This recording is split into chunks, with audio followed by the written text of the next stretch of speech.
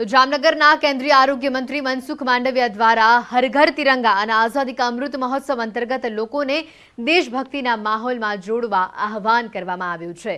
ત્યારે જિલ્લા ભાજપ કાર્યાલય ખાતે કેન્દ્રીય આરોગ્ય મંત્રી મનસુખ માંડવિયા દ્વારા ભાજપના કાર્યકર્તાઓ સાથે ખાસ બેઠક યોજવામાં આવી હતી અને આ બેઠકમાં सांसद पूनम माडम, जिला भाजप अध्यक्ष रमेश मुंगरा, प्रभारी जयंती कवाडिया, जिला पंचायतना प्रमुख धरमसिंह चनियारा, जिला भाजपना महामंत्री दिलीप भोजाणी सहितना अग्रणीओ पण तेमां जोडाया हता।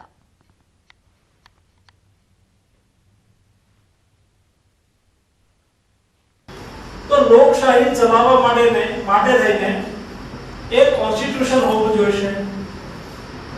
न्यायिक पंच અને ચૂંટણી પંચ સ્વતંત્ર હોવું જોઈએ। પોલિટિકલ પાર્ટીઓ હોવી જોઈએ। આ પોલિટિકલ પાર્ટીઓ વિચારધારાના આધારે રચાયેલી હોવી જોઈએ।